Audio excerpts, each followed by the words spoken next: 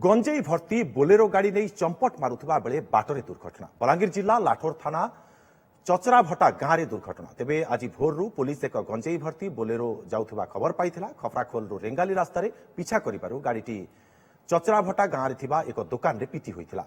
गाड़ी रे थिबा लोके गाड़ी छाड़ी फेरार हो जाइछंती। केवल ड्राइवर को गुरुतर अवस्था उद्धार करा जाइछि। गाड़ी और गंजेई जबत करी तदंत करुछि लाठोर पुलिस। एक क्विंटाल रु अधिक गंजेई थिबा अनुमान करा जाउछि। बलांगीर देई छत्तीसगढ़ को चालान होउथबा सूचना मिलिछि। गंजेई भर्ती बोलेरो गाड़ी नहीं चंपट मारुवा बेले बाटरे दुर्घटना। बलांगीर जिला लाठोर थाना चचराभटा गांव में दुर्घटना। तेबे आज भोरु पुलिस एक गंजेई भर्ती बोलेरो जाउथबा खबर पाइथिला। खफराखोलरू रेंगाली रास्तार पिछा करिबारु गाड़ीटी चचराभटा गांव में एक दुकान रे पिटी होइथिला। गाड़ी रे थिबा लोके गाड़ी छाड़ी फेरार हो जाइछंती। केवल ड्राइवर को गुरुतर अवस्था उद्धार करा जाइछि। गाड़ी और गंजेई जबत करी तदंत करुछि लाठोर पुलिस।